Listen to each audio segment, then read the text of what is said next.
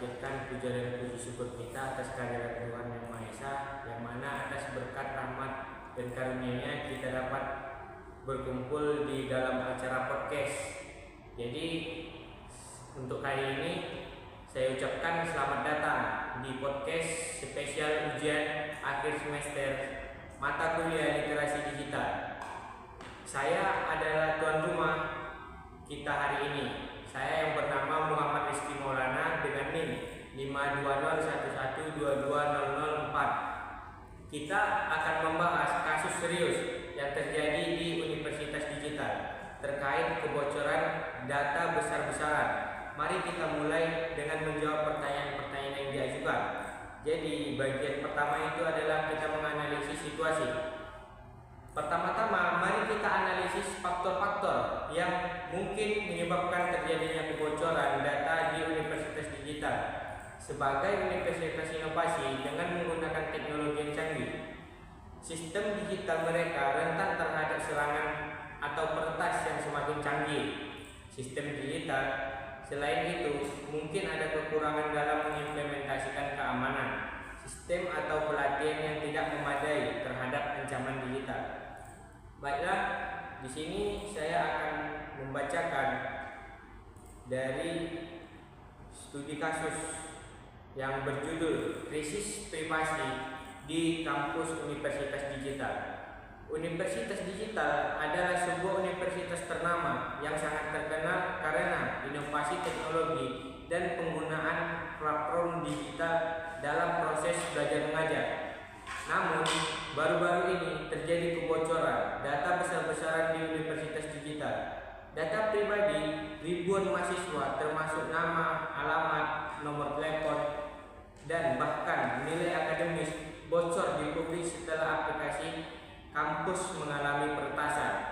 Pihak universitas mengklaim telah meningkatkan sistem keamanan dan sedang berkoordinasi dengan pihak yang berwenang untuk menyelidiki insiden ini. Meski demikian, banyak mahasiswa yang merasa khawatir tentang keamanan data pribadi mereka dan mulai kehilangan kepercayaan terhadap sistem digital kampus. Jadi di sini kita sudah bersama narasumber tentang mengenai analisis situasi kampus Universitas Digital yang telah diretas ataupun mengalami kebocoran. Ya baiklah, silakan perkenalkan diri Anda. Oke, perkenalkan nama saya Florencia, NIM 521312206. Saya akan menjawab pertanyaan dari Anda.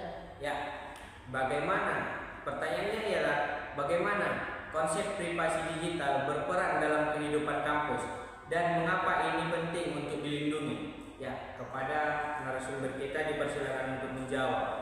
Oke, yang pertama ada keamanan sistem yang lemah, kurangnya enkripsi data yang kuat, dan proteksi akuntansi yang lemah bisa mempermudah akses prioritas dan dapat membobol suatu data dengan yang sangat mudah. Dan itu adalah kesalahan manusia. Kesalahan manusia penggunaan kata sandi yang mudah dijebak atau praktik keamanan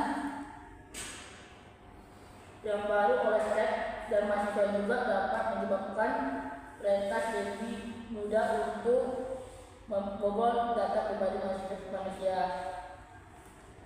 Yang ketiga, perangkat lunak tidak terupdate. Perangkat lunak yang tidak terupdate secara keamanan dalam aplikasi yang tidak diperbarui secara rutin.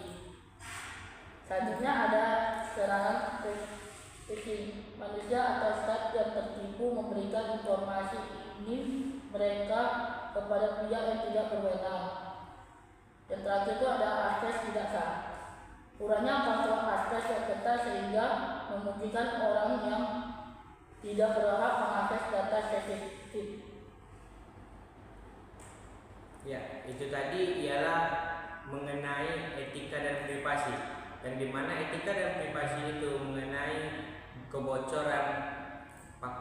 kebocoran dari beberapa faktor yang berada di kampus Universitas Digital. Baiklah, sekarang kita masuk yang bagian kedua mengenai regulasi dan kepatuhan. Menurut Anda, apa regulasi yang relevan dengan perlindungan data pribadi di institut pendidikan ini?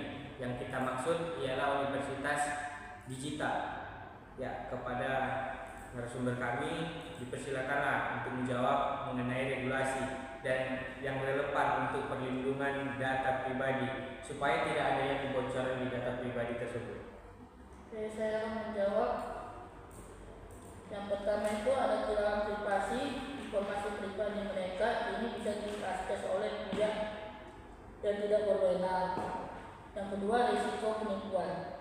Data pribadi yang bocor dapat digunakan untuk pencurian identitas dan penipuan. Dan terakhir, dan kekhawatiran akan penyalahgunaan data mereka.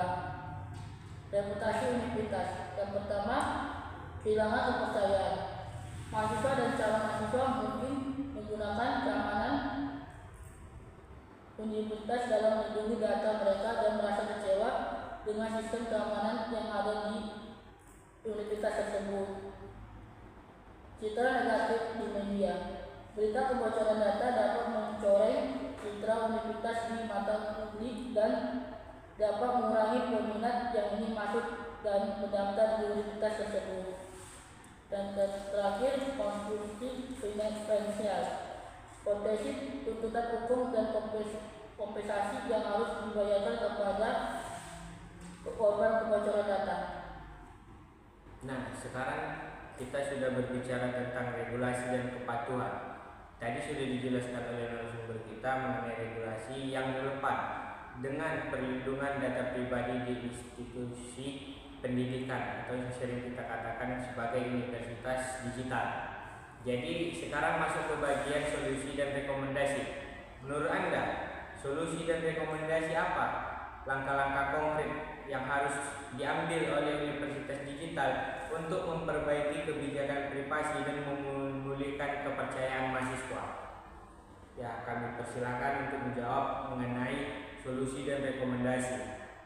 Oke, saya menjawabnya. Yang pertama, perlindungan data pribadi. Informasi seperti nama, alamat, nomor telepon, dan nilai akademis harus diamankan dari akses tidak sah. Yang kedua, keamanan komunikasi. Email, pesan, dan diskusi online di kampus harus dilindungi dari intervensi. Yang terakhir, kontrol atas informasi pribadi. Mahasiswa harus memiliki kontrol atas siapa yang dapat mengakses informasi mereka untuk tujuan apa. Privasi digital penting untuk melindungi mahasiswa dari penyalahgunaan data, menjaga kebebasan akademis, dan membangun kepercayaan terhadap sistem digital kampus. Nah, sekarang kita masuk ke etika dan privasi. Jadi, di sini saya akan menanyakan mengenai kejelasan konsep privasi digital dalam konteks kehidupan di kampus dan mengapa penting untuk dilindungi. Di sini, privasi digital penting untuk dilindungi mahasiswa dari penyalahgunaan data, menjaga kebebasan akademis, dan membangun kepercayaan terhadap sistem digital kampus. Jadi, mengapa penting untuk dilindungi? Ya, silakanlah dijawab. Oke, saya menjawab. Privasi digital merujuk pada hak individu untuk menjalankan informasi pribadi mereka yang dikumpulkan, disimpan, dan digunakan oleh pihak lain, terutama di lingkungan digital. Dalam konteks kehidupan, kampus ini mencakup yang pertama perlindungan data pribadi, informasi seperti nama, alamat, nomor telepon, dan nilai akademis harus dinamakan dari akses tidak sah.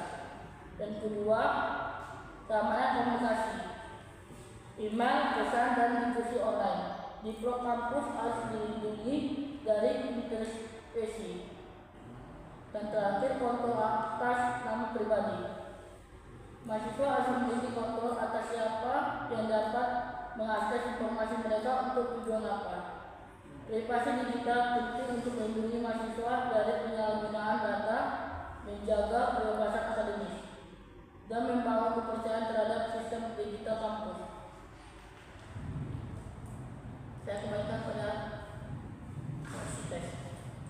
Jadi di sini kita sudah berbicara mengenai melindungi data mahasiswa, transparansi dan memberikan dukungan. Jadi atas kebocoran yang besar-besaran di kampus digital ini, apa tanggung jawab etis universitas terhadap mahasiswa terkait perlindungan data pribadi mereka? Jadi universitas digital memiliki tanggung jawab etis untuk apa?